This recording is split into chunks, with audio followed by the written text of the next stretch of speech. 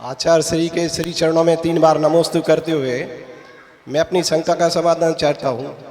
हे महाराज श्री, मैं भगवान ऋषभदेव भगवान राम के वंश या कुल के बारे में जानना चाहता हूँ। ऐसा माना जाता है कि ऋषभदेव के वंशज हैं राम, लेकिन भगवान ऋषभदेव इक्ष्वाकु वंश के थे और रामचंद्र जी रघुकुल या सूर्यवंश के थे। तो इन दोनों में अंतर क्या है, थोड़ा सा हम ये जान नहीं पा रहे हैं। जैसे कभी वाद विवाद या कुछ ऐसी शंका आ जाती तो हमें भी बोलना पड़ता है अन्यत्र समाज के सामने।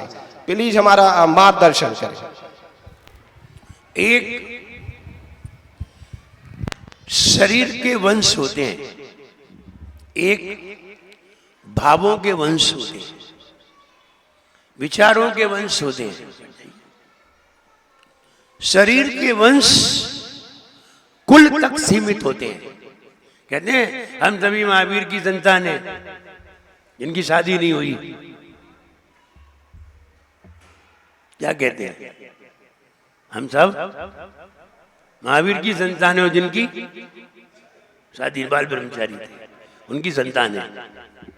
तो विचारों के अनुसार, भावों के अनुसार, उन जैसी क्रिया करने के अनुसार, उनको फॉलो करने के अनुसार, उनकी बात मानने के अनुसार हम ये कह सकते हैं हम महावीर की संतान। ऐसे ही आदिनाथ के वंशज भगवान राम हुए, उन्हीं की विचारधारा के अनुसार चले, इसलिए उनके वंशज कहलाए। नेमिनाथ भगवान यदुवंशी हैं, फिर भी, और आदिनाथ भगवान इक्ष्वाकु वंशी हैं, फिर भी नेमिनाथ भगवान ऋषभनाथ के वंशज हैं। विचारधारा के अनुसार, भावों के अनुसार, उसी प्रक्रिया को करने के अनुसार उनको उनके वंशज कहा जाता है। लेकिन शरीर के वंशज तो अपने कुल में ही माने जाते हैं। तो शरीर के वंशज कहने का तरीका अलग है और विचारों के वंश का कहना तरीका अलग है और भावों का कहना अलग है और उसी तरह का आचरण करने के अनुसार कहना अलग है। इसलिए आप किसी भी तरीके से उन्हें समझ सकते हैं, केवल शरीर के कुल के अनुसार ही नहीं। इसलिए अपन रामचंद्र जी को आदिनाथ भगवान के शरीर का वंशज कहें, ये उचित नहीं है,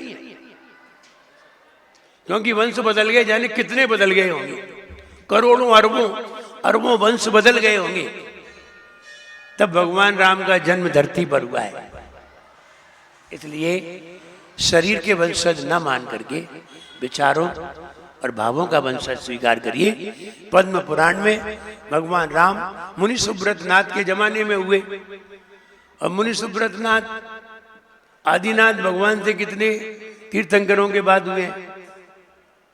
इसलिए उन्हें शरीर का वंशज न मान करके हम सभी शरीर के वंश से ही परिचित हैं, भाव के वंश से परिचित नहीं है।